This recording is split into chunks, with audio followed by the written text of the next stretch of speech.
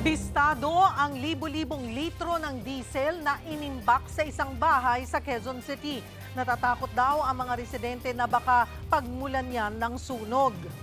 Live mula sa Quezon City, nasa frontline ng balitang yan, si Dave Abuel. Dave, anong update dito nga sa nabistong imbakan dyan?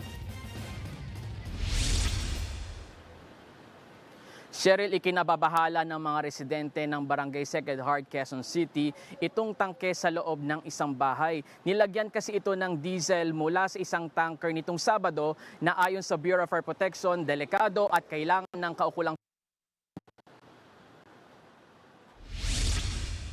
Nagsasalin ng petrolyo ang tanker na yan nang mavideohan ng ilang residente sa Barangay Sacred Heart, Quezon City gabi nitong Sabado de Gloria. Diesel ang inililipat sa isang tangke sa loob ng isang bahay. Lubos siyang ikinabahala ng ilang residente. Nangangamba silang pagmulan niya ng sunog o pagsabog, kaya agad nila itong idinulog sa mga otoridad.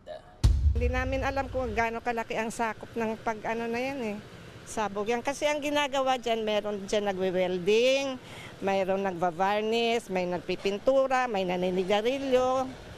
So lahat may risk. At saka sa init pa. Kanina, isang team mula sa Bureau of Fire Protection ang nagsagawa ng inspeksyon. Ihahain sana ang copy ng petition of complaint, kaso walang tao sa lugar. Ayon sa BFP, 12,000 liters ng diesel ang nailipat sa tangke.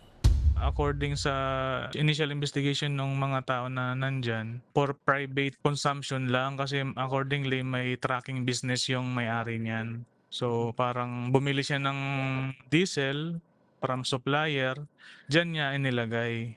Ayon sa BFP, kung walang maipakitang mga kaukulang permit ang may-ari ay maglalabas sila ng notice para ipaalis ang diesel.